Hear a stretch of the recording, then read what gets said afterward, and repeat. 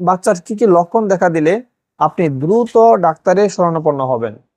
আপনি 5টি লক্ষণ দেখবেন। এই 5টি লক্ষণের মধ্যে যে কোনো একটি দেখা দিলে আপনি দ্রুত ডাক্তার দেখাবেন।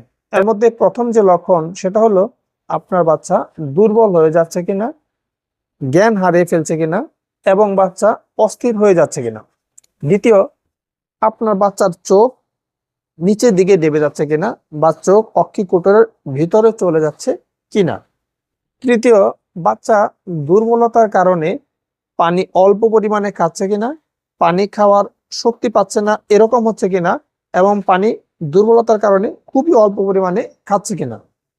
চতুর্থ, বাচ্চার পেট ফুলে যাচ্ছে কিনা এবং বাচ্চার পায়খানার রাস্তা দিয়ে রক্ত যাচ্ছে কিনা।